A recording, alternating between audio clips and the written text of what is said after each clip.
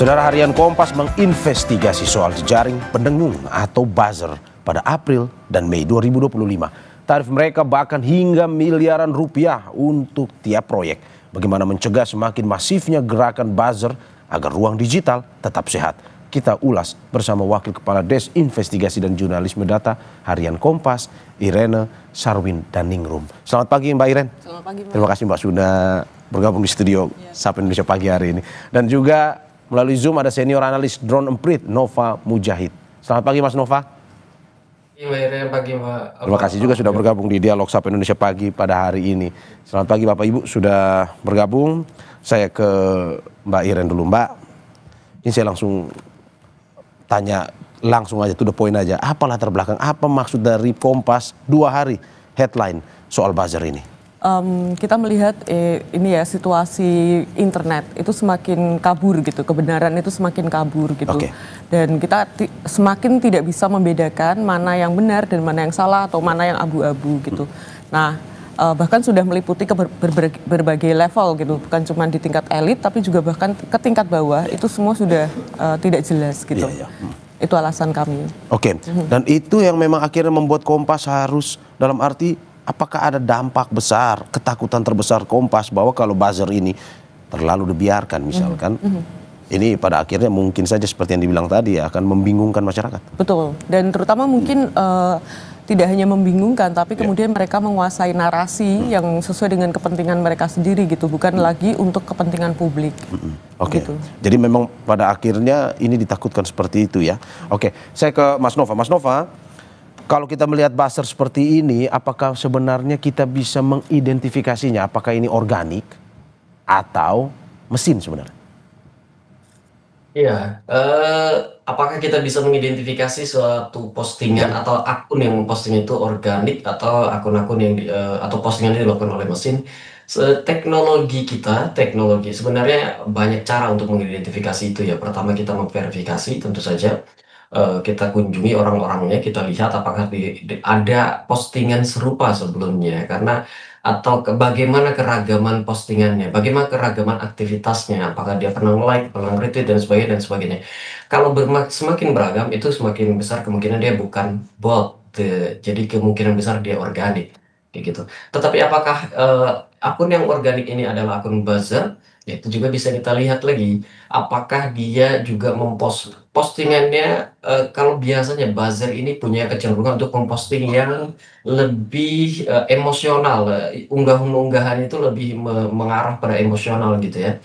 Kalau unggahan-unggahan yang biasa saja, tidak terlalu banyak yang terkait dengan hal-hal seperti itu, biasanya kita akan lihat itu bukan seperti itu. Tapi itu dari sisi pengguna. Kemudian dari sisi platform media sosial juga, saya kira X, Twitter, Facebook, Instagram, dan berbagai macam kanal media sosial itu juga sudah memiliki mekanisme untuk mendeteksi apakah sebuah akun adalah akun organik atau akun bukan organik.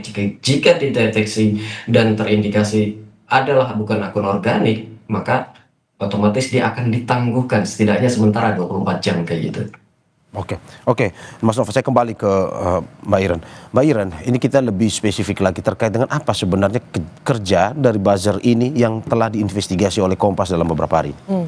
Kerja mereka bermacam-macam ya, dari membelokkan narasi, membuat hoax, memotong-motong itu agar narasi yang beredar di publik kemudian berbelok sesuai kepentingan mereka, dan hal yang paling sehari-hari bahkan mereka juga lakukan gitu.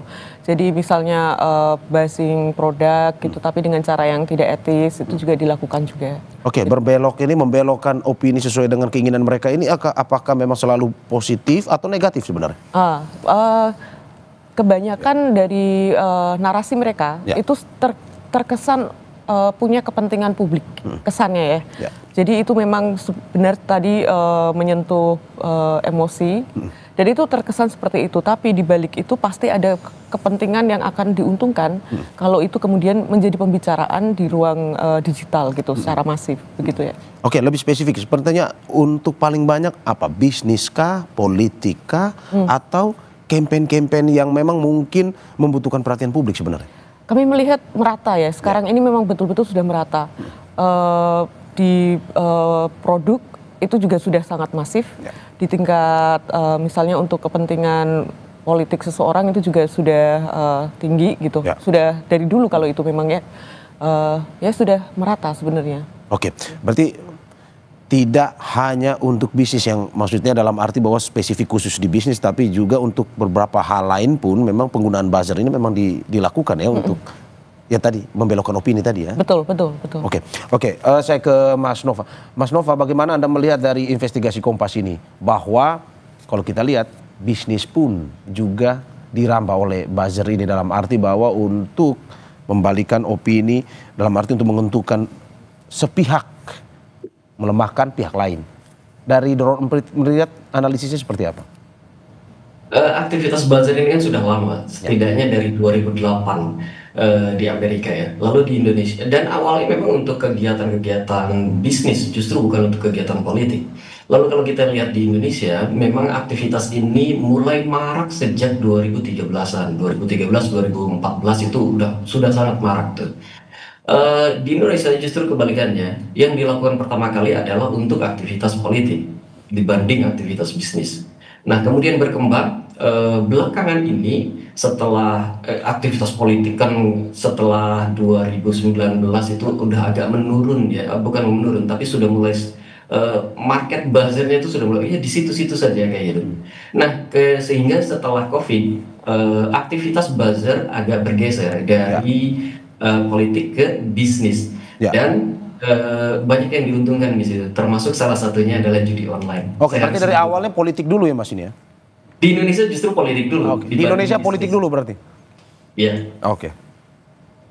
Oh, setelah itu soal bisnis ya, maksudnya dalam arti bahwa untuk mencari keuntungan dari bisnis mereka menggunakan buzzer.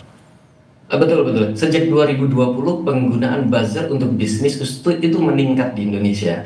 Dan kita bisa lihat hasilnya itu di 2023-2024 kita sudah agak kesulitan untuk menemukan mana misalkan review gitu ya, review produk di katakanlah di marketplace tertentu, itu kita udah agak kesulitan mana yang buzzer, mana yang bukan buzzer. Lalu kalau kita ngeliat Google review, kita sering juga ngeliat banyak yang Google review tiba-tiba tinggi atau dikatakan tiba-tiba rendah kayak gitu.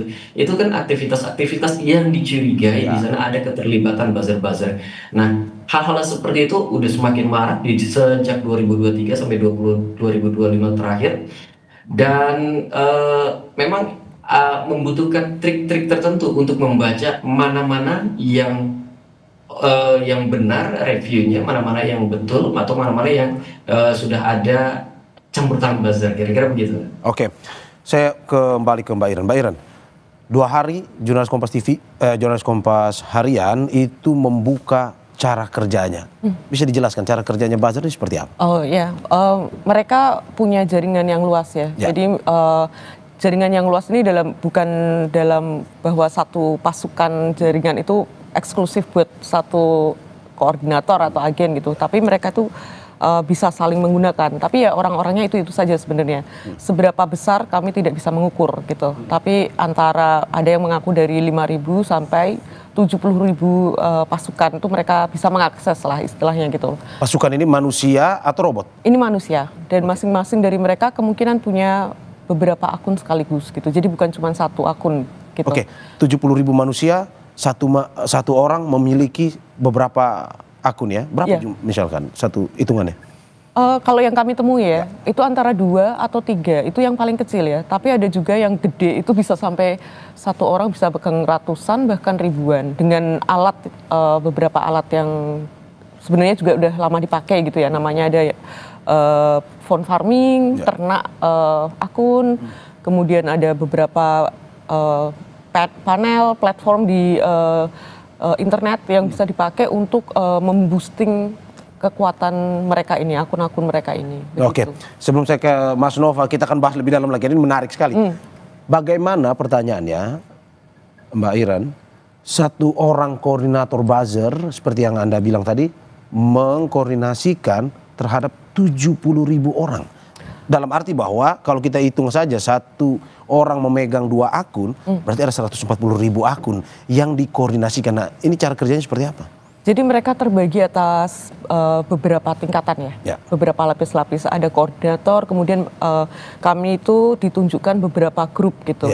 Beberapa grup ini ada satu grup tuh antara 200 sampai 250 orang. Ya. Jadi seperti itu caranya. Jadi tidak kemudian masif satu gitu ya, tapi benar-benar kecil-kecil gitu, kecil-kecil, tapi kan dari satu mereka akan turun ke bawahnya, ada beberapa, kemudian di bawah nyebar lagi, seperti piramida ya modelnya. Oke, berarti ada wakil-wakilnya yang berada di grup itu. Betul. Sebagai ketua-ketua pendampingnya itu. Kalau misalkan dalam waktu seperti itu, apakah memang bekerja dalam satu tempat yang sama, dalam arti bahwa untuk mengkoordinasikan 70.000 orang ya tidak mungkin gampang, dalam arti yang kita ingin tahu apakah memang mereka berada di satu tempat dan waktu yang sama atau dikoordinasikan bisa saja satu di Jakarta, satu di wilayah lain atau gimana sebenarnya? Mereka tersebar ya, jadi setiap dari koordinator ini mereka punya data. Mereka ini orang-orang yang sudah dipercaya, saling mengenal lah dalam jaringan itu paling tidak. Pokoknya mereka bukan orang yang tidak dikenal sama sekali intinya gitu. Tapi mereka semua ada datanya, mungkin di Aceh ada mereka tahu ini siapa, akun anonimnya apa, mungkin akun resminya apa, nomornya apa, sampai di Papua mereka semua tahu ada daftarnya gitu. Gitu. Nah jadi ya tinggal disebar aja, mereka akan bekerja di tempat masing-masing gitu. Mungkin sambil goler-goler gitu ya dan melakukan aktivitas itu gitu. Oke, tadi Anda bilang sambil melakukan di tempat kerja masing-masing. Profesinya apa sebenarnya buzzer ini? Apakah profesinya adalah yang utama adalah buzzer atau ada profesi lain sampingannya buzzer? Dari investigasi Kompas seperti apa? Yang kami temukan ada ibu rumah tangga. Ada ibu rumah tangga? Ada banyak. Oke. Ada karyawan swasta, ada pekerja media sosial, analis media sosial atau apa gitu. Jadi memang mereka punya background yang sangat beragam gitu ya, amat sangat beragam. Sangat beragam dari profesinya, dari segi pendidikannya? Kalau yang tingkat di atas itu sangat-sangat berpendidikan tinggi justru. Jadi yang benar-benar misalnya dia yang merancang kampanye, mereka itu nggak cuman S1 dalam negeri gitu, enggak gitu. Ini kampanye politik, kampanye bisnis? Dua-duanya, jadi mereka tidak terpisahkan. Jadi satu orang yang pegang politik, sekarang juga pegang bisnis gitu.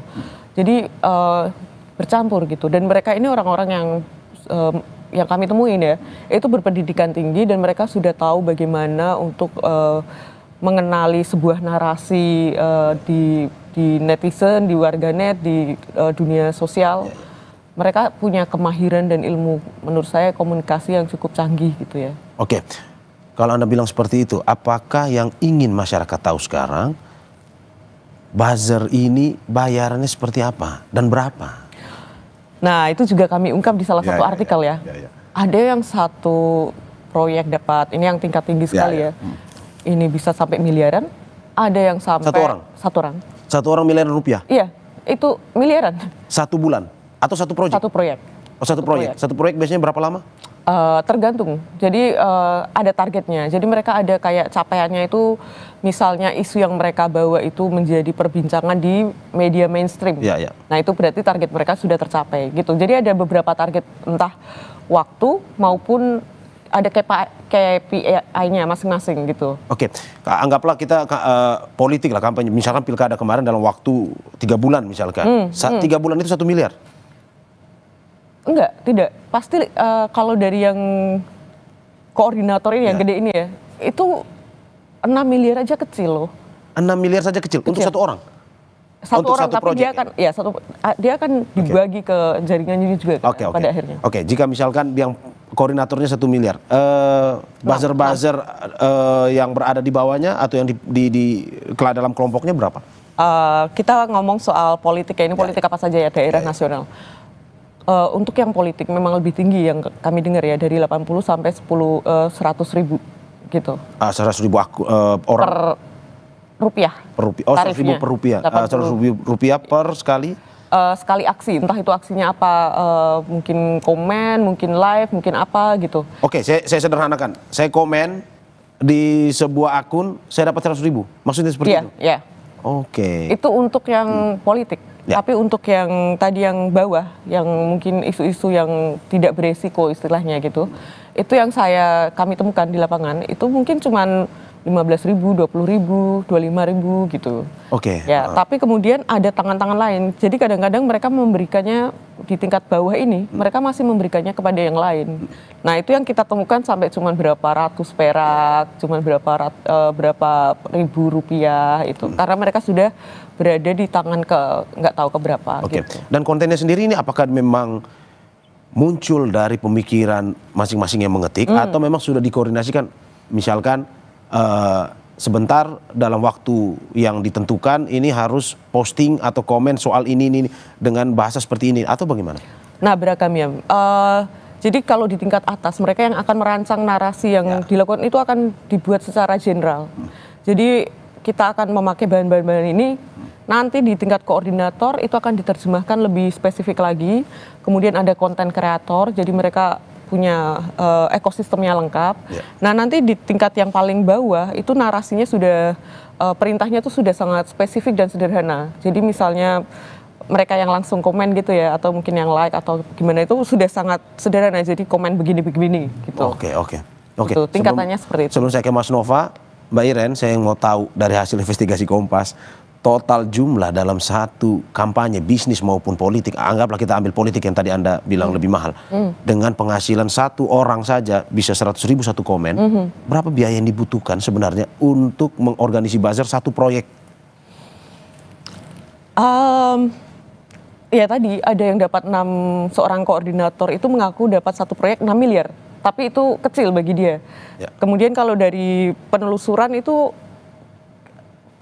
dokumen, kami dapat beberapa instansi saja dari 2024 sampai 2025 ini ada sekitar 1,4 lah yang terindikasi untuk proyek 1,4 triliun. Triliun? 1,4 Triliun. triliun hanya untuk pendengung? Iya, untuk pendengung, dan itu kemungkinan hanya puncak gunung es saja yang kami temukan datanya ya.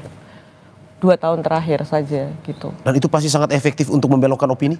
Sangat, menurut saya ya. Sangat efektif ya? Iya, beberapa isu yang kita tahu viral kemarin, kami tahu ternyata di baliknya ada dipanasi dulu oleh para buzzer. Isu yang viral ini isu politik, isu ekonomi, isu... Banyak hal. Banyak dari ekonomi, politik, lingkungan.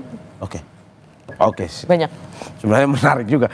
Mas Nova, ini kita tertegun juga melihat atau mendengar dari kesaksian dari Mbak Iren dan kawan-kawan di Harian Kompas investigasi ini.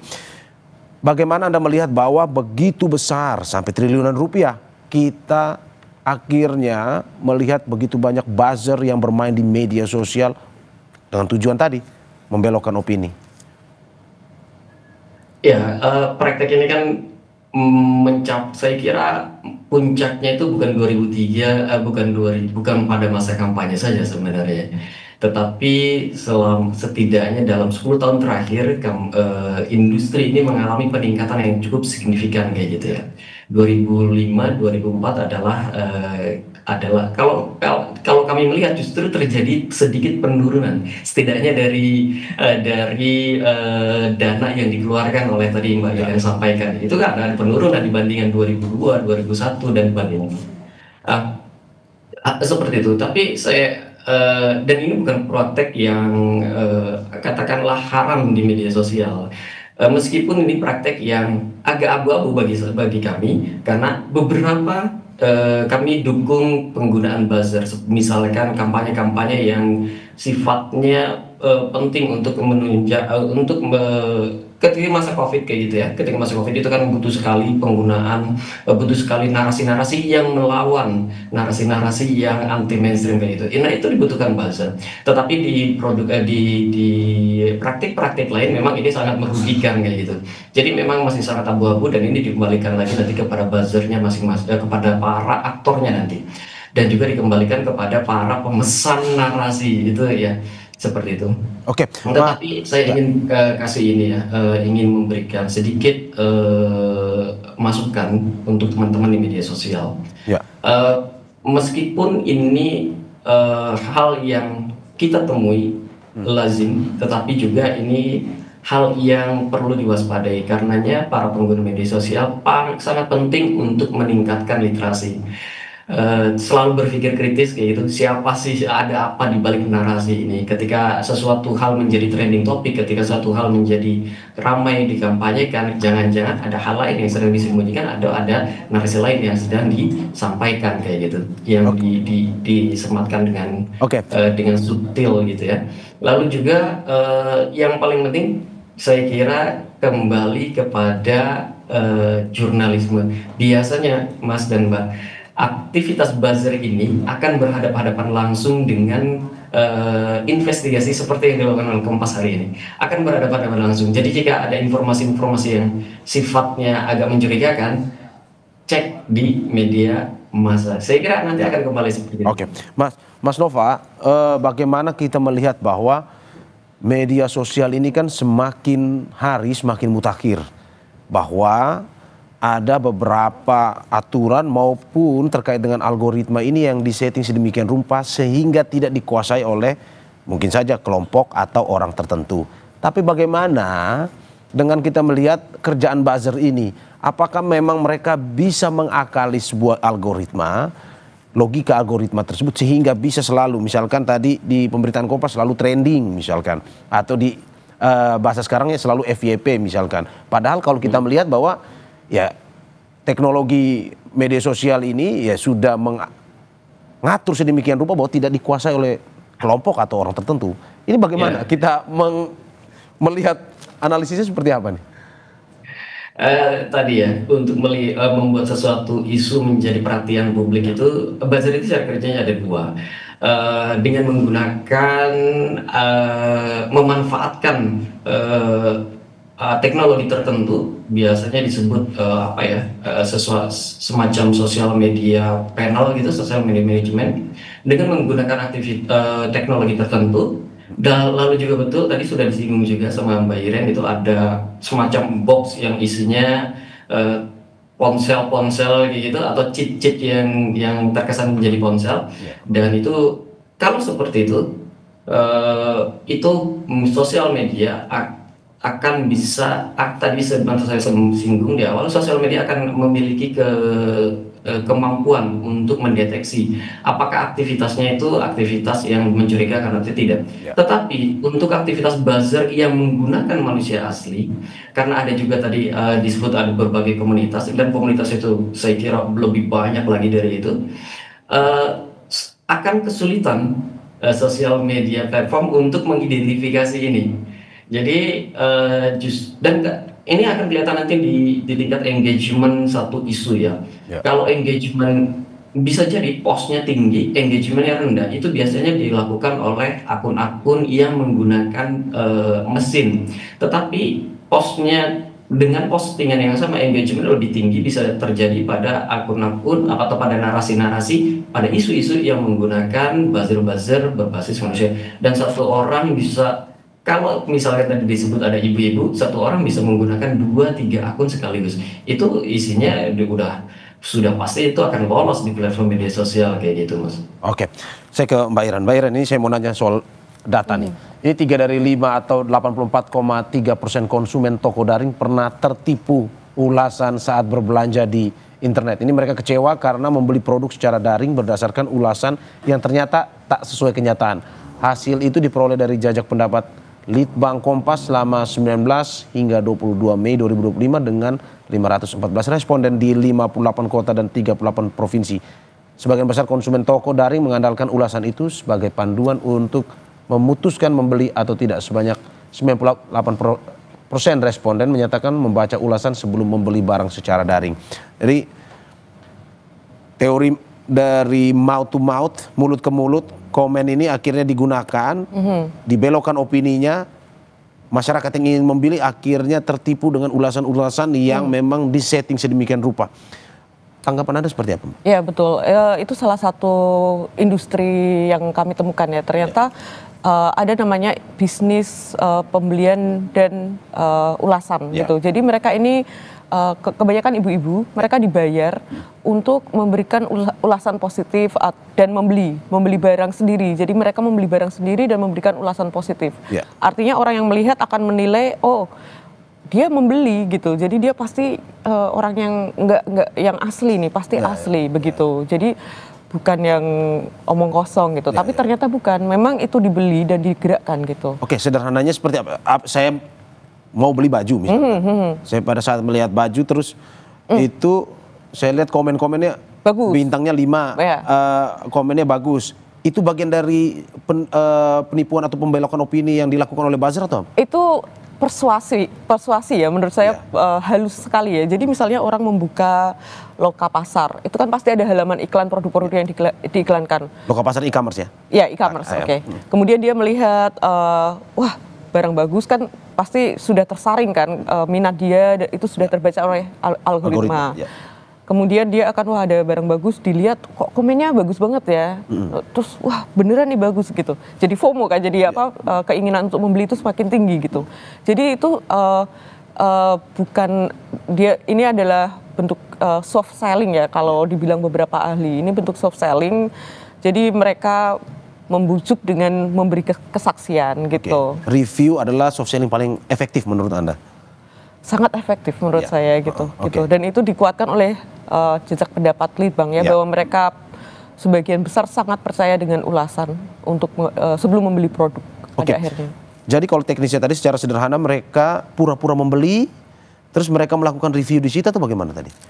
Ada yang pura-pura, jadi barang tidak dikirim. Jadi tapi mereka melakukan pembayaran resmi, check out resmi itu dilakukan, tapi barang tidak dikirim. Ada yang betul-betul melakukan, jadi barang dikirim prosesnya sangat biasa gitu. Tapi mereka adalah buzzer? Mereka adalah buzzer yang dibayar untuk melakukannya. Oke, jadi memang ini untuk meningkatkan dalam arti bahwa poin dari satu toko tertentu ini ya? Betul, supaya toko itu dipercaya, begitu, bahwa barangnya bagus. Oke, dari hasil investigasi yang dilakukan Harian Kompas, karena ini mungkin memang ya saya juga salah satu pengguna loka pasar tadi, bahwa kita juga sering melihat bahwa ini reviewnya benar atau tidak.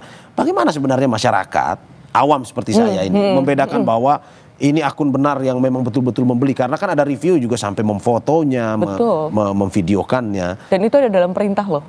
Perintah untuk pakai foto ini, pakai video ini. Oke, nah bagaimana seorang awam bisa membedakan bahwa ini review benar mereka yang membeli organik, masyarakat organik, dan ini adalah buzzer? Kalau dari seorang sebuah agensi yang betul-betul melakukannya, dia bilang kalau jumlahnya sudah sangat banyak, itu sudah kemungkinan sudah bisa dipercaya. Jadi jumlah pembeliannya sudah berapa puluh ribu, nah kemungkinan itu bisa dipercaya. Nah, tapi di luar itu ya susah. Dia bilang kita tidak akan bisa tahu lagi, tidak bisa lagi mengandalkan itu gitu. Kalau pembeliannya masih di bawah ya, di bawah 20.000 atau di bawah berapa, itu akan sangat sulit dideteksi. Ya satu-satunya cara adalah kita mungkin lihat dulu barang itu di langsungnya kayak apa. Baru kemudian kalau mau beli di loka pasarnya ya nggak apa-apa beli lagi, tapi kita sudah memastikan oh bagus beneran gitu. Bahkan agensi yang sering mengatur pun kesulitan untuk membedakan ini buzzer. Oh iya, dia bilang itu, dia bilang nggak ada yang bisa lagi dipercaya gitu. Sudah tidak ada lagi yang bisa diandalkan ulasan di berbagai platform itu. Nah, ini quotes-nya untuk buzzer nih. Mas Nova, tidak ada lagi yang bisa dipercaya dan tidak lagi yang bisa diandalkan untuk bisa mempercayai suatu produk ini benar, asli, bagus atau tidak. Dari Drone Emprit melihat bagaimana? Ini masyarakat awam betulkah sudah susah membedakan ini produk yang benar bagus sesuai dengan review organik atau produk yang memang sebenarnya dibuat-buat bagusnya? Betul, akan susah sekali. Karenanya dianjurkan ketika kita melihat di e-commerce, melihat review, itu lihat review yang paling buruknya seperti apa. Baru kemudian kita lihat kalau reviewnya seperti ini, kira-kira untuk penjualan sebanyak ini masuk akal atau tidak. Yang kedua kita lihat juga tokonya itu sudah berdiri berapa lama. Kalau baru 1 tahun, baru 1 bulan, 3 bulan, dan ternyata penjualannya sangat tinggi, harus dicurigai juga apakah penjualannya itu diatur sedemikian rupa, apakah orang menjual apakah toko memberikan uang kepada pembeli gitu untuk membeli barangnya, lalu membuat review ya seperti itu atau kayak gimana kayak itu. Jadi harus diakui dan memang agak-agak sulit untuk membedakan itu. Saya kira memang begitu kondisinya sekarang. Oke. Mas. Oke. Mungkin bisa saya tambahkan ya, untuk ya. yang terkait tadi. Jadi beberapa e-commerce besar itu sudah sangat memerangi. Mereka sudah punya beberapa cara juga untuk mengantisipasi itu gitu. Oke. Jadi mereka merasa sangat dirugikan dengan praktik ini dan langkah-langkah yang mereka ambil menurut saya sudah cukup baik ya. Sudah cukup mulai tegas, mulai apa begitu itu bagus. Oke. Ini kita closing dari Mbak Iren terkait dengan bagaimana dari hasil investigasi pasti ada konklusinya. Bagaimana masyarakat pada akhirnya seperti yang tadi mungkin sudah sedikit dibocorkan oleh Mas Nova bahwa ya kembali ke misalkan media mainstream lah, media massa yang memang punya tingkat kredibilitas tinggi. Tapi bagaimana masyarakat awam ini pada akhirnya tidak terlalu terpengaruh lah, karena ini kan sudah menjamur, tidak terlalu terpengaruh, belajar untuk tidak bisa terbawa dengan opini-opini publik yang dibelokkan oleh buzzer ini. Menurut saya memang peran pemerintah juga sangat dibutuhkan ya. Jadi bagaimana pemerintah ini harus membuat sebuah mungkin kebijakan atau apa untuk bisa meningkatkan literasi digital masyarakat di tingkat bawah, tapi dengan cara yang tidak teoritis, tapi betul-betul yang praktis dan bisa diaplikasi gitu ke masyarakat. Entah mungkin memperbanyak perpustakaan daerah atau mungkin dengan ya banyak hal, tapi itu butuh political will menurut saya untuk membuatnya secara masif sampai ke tingkat bawah. Oke, berarti ada tidak hanya dengan teori, imbauan dan segala macam, tapi butuh sebuah langkah nyata ya. Betul. Ya. Oke, saya ke Mas Nova. Mas Nova, apa solusi tadi sudah dari pemerintah, dalam arti bahwa pemerintah butuh langkah nyata. Menurut Anda perlu juga peran pemerintah yang lebih besar dalam untuk bisa mengatur para buzzer ini? Mengatur para buzzer kayaknya tidak agak sulit itu dilakukan ya. Tetapi butuh kolaborasi untuk menciptakan ruang digital yang sehat antara pemerintah dan netizen. Itu adalah hal yang wajib kayak itu. Dan fondasi itu semua adalah literasi. Selama ini literasi yang paling kentara di media sosial itu dilakukan oleh komunitas-komunitas. Pemerintah lebih banyak berbicara, lebih banyak mengambil fungsi di peraturan ya, di mereka mengambil fungsi di sana. Dan saya kira harus diajak kolaborasi, itu tidak bisa berjalan masing-masing sendiri. Netizen, komunitas, dan pemerintah, seperti itu kira-kira. Oke, berarti peran pemerintah secara langsung, tapi juga tidak melupakan literasi, di mana literasi ini bagian dari pencegahan agar masyarakat tidak tertipu lagi dengan opini publik yang dilakukan oleh para buzzer ini. Terima kasih Wakil Kepala Des Investigasi dan Jurnalisme Data Harian Kompas, Irene Sarwidaningrum. Dan juga terima kasih Senior Analis Drone Emprit, Nova Mujahid, atas apa yang disampaikan hari ini. Selamat pagi Bapak, Ibu, dan juga sehat-sehat selalu.